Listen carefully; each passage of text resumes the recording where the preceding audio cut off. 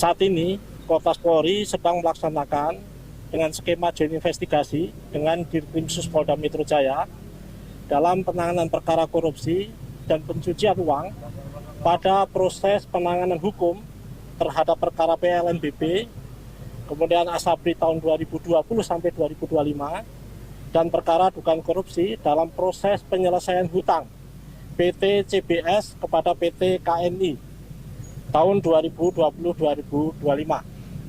Penggeledahan ini dilakukan terkait penyidikan 2 laporan polisi yang saat ini ditangani oleh Direktorat Reserse Kriminal Khusus Polda Metro Jaya, yakni dugaan tindak pidana korupsi dan atau tindak pidana pencucian uang, serta dugaan tindak pidana suap.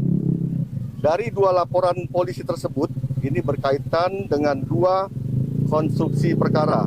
Yang pertama, dugaan tindak pidana korupsi dan atau tindak pidana pencucian uang dalam proses penanganan hukum oleh oknum pegawai negeri atau oknum penyelenggara negara dalam perkara PT Asabri Persero dan atau Asuransi Jiwasraya yang terjadi di wilayah hukum Polda Metro Jaya pada kurun waktu tahun 2020 sampai dengan tahun 2025.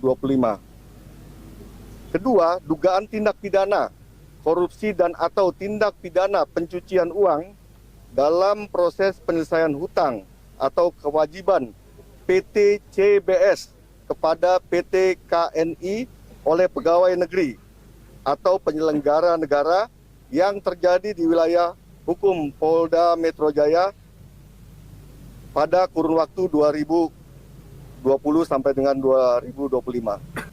Langkah-langkah yang kita lakukan pada hari ini, kita melakukan upaya di dalam pemenuhan